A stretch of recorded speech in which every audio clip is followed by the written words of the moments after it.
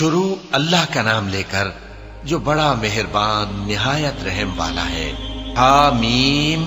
اس کتاب کا اتارا جانا اللہ کی طرف سے ہے جو زبردست ہے، دانا ہے، جو گناہ بخشنے والا اور توبہ قبول کرنے والا، سخت عذاب دینے والا ہے، صاحب کرم ہے۔ اس کے سوا کوئی معبود نہیں، اسی کی طرف لوٹ کر جانا ہے۔ اللہ کی آیتوں میں وہی لوگ جھگڑتے ہیں جو کافر ہیں، تو ان لوگوں کا شہروں میں چلنا پھرنا تمہیں دھوکے میں نہ ڈال دے۔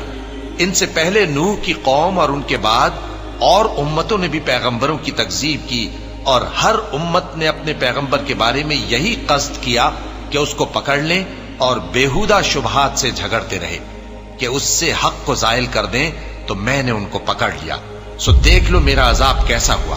اور اسی طرح کافروں کے بارے میں بھی تمہارے پروردگار کی بات پوری ہو چکی ہے کہ وہ اہل دوزخ ہیں۔ جو لوگ عرش کو اٹھائے ہوئے اور جو اس کے گردا گرد حلقہ باندھے ہوئے ہیں یعنی فرشتے، وہ اپنے پروردگار کی تعریف کے ساتھ تسبیح کرتے رہتے ہیں اور اس پر ایمان رکھتے ہیں، اور مومنوں کے لیے بخشش مانگتے رہتے ہیں کہ اے ہمارے پروردگار، تیری رحمت اور تیرا علم ہر چیز کو سموئے ہوئے ہے،